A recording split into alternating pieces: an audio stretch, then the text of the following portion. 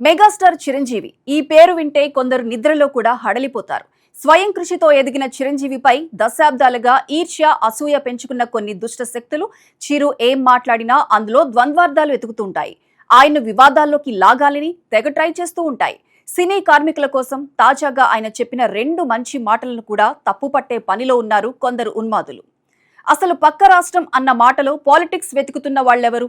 ఎందుకు చిరంజీవిని పదే పదే టార్గెట్ చేస్తున్నారు?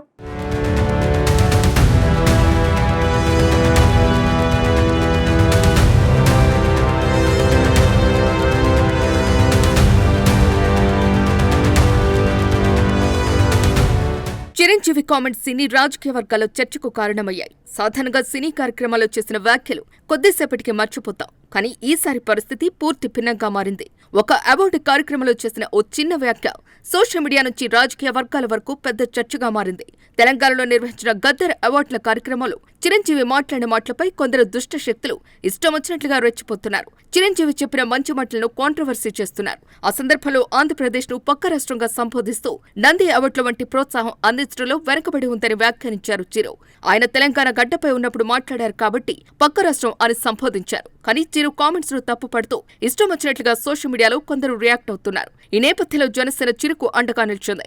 చిరంజీవిపై తప్పుడు ప్రచారం చేయటం సరైంది కాదని హెచ్చరిస్తూనే కూటమి రాజకీయాలపై కూడా కామెంట్స్ చేస్తున్నారు జనసేన శ్రేణులు. కూటమి 15 సంవత్సరాలుగా కొనసాగాలని పవన్ కళ్యాణ్ కోరుకుంటున్న సమయంలో ఇలాంటి వివాదాలు రావటం ఏమిటని ప్రశ్నిస్తున్నారు. ఇదే సమయంలో ఇటీవలే జనసేనకు చెందిన సినిమాటోగ్రఫీ మంత్రి నంది అవార్డులను మళ్లీ ప్రారంభించే దిశగా చర్యలు తీసుకుంటున్నామని ప్రకటించారు. అలాగే ప్రస్తుతం ఏపీలో ఉప ముఖ్యమంత్రిగా ఉన్న పవన్ కళ్యాణ్ ఉన్న నేపథ్యంలో సినిమా రంగానికి సంబంధించిన నిర్ణయాల్లో ఆయన పాత్ర కీలకమని అందరికీ తెలుసు. ఈ నేపథ్యంలో చిరంజీవి చేసిన వ్యాఖ్యలు మరింత ప్రాధాన్యం సంతరించుకున్నాయి.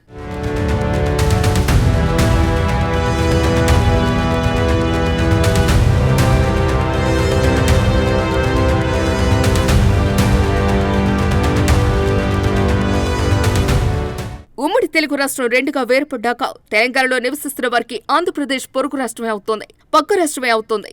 పొరుగు రాష్ట్రం పక్క రాష్ట్రం అంటే అదేమీ బూతు కాదు, అదొక సర్వసాధారణమైన ప్రస్తావన. మెగాస్టార్ చిరంజీవికి అయినా ఇంకెవరికైనా ఇదే వర్తిస్తుంది. తెలంగాణ రాష్ట్రం ఎలాగైతే సినీ కళాకారులకు పురస్కారాలు ప్రకటించిందో అలానే పొరుగు రాష్ట్రం పక్క రాష్ట్రం కూడా తెలుగు సినీ కళాకారులకు పురస్కారాలు ప్రకటించాలని ఆకాంక్షించారు చిరు. మెగాస్టార్ చిరంజీవికి అవార్డులు కొత్త కాదు. అవార్డుల కోసం కొత్తగా ఆయన ఏదో ఎదురు చూడాల్సిన అవసరమే లేదు. దేశంలోనే అత్యున్నత పౌర పురస్కారాలైన పద్మభూషణ్, పద్మవిభూషణ్ పురస్కారాలు ఇప్పటికే ఆయన్ను వరించాయి. చిరంజీవి అడుగుతున్నది సినీ కళాకారుల తరపున, అది ఆంధ్రప్రదేశ్ ప్రభుత్వాన్ని. గతంలో ఆంధ్రప్రదేశ్ ప్రభుత్వం సినీ కళాకారులకు నంది పురస్కారాన్ని అందజేస్తామని ప్రకటించింది. ఆ విషయాన్ని చిరంజీవి గుర్తు చేశారు.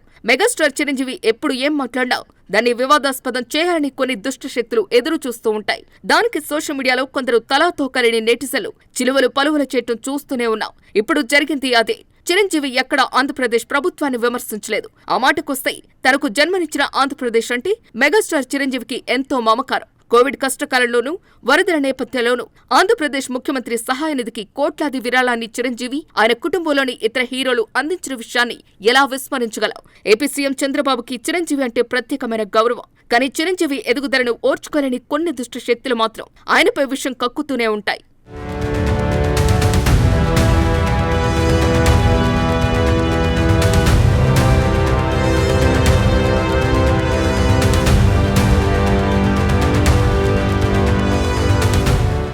ఈ మొత్తం వ్యవహారంలో మరో కోణం కూడా ఉంది. గతంలో నందమూరి బాలకృష్ణ అసెంబ్లీ వేదికగా సినిమా పరిశ్రమపై మాట్లాడినప్పుడు చిరంజీవి ప్రస్తావన తీసుకురావటం అప్పట్లో మెగా ఫ్యాన్స్ తీవ్రంగా స్పందించడం తెలిసిందే.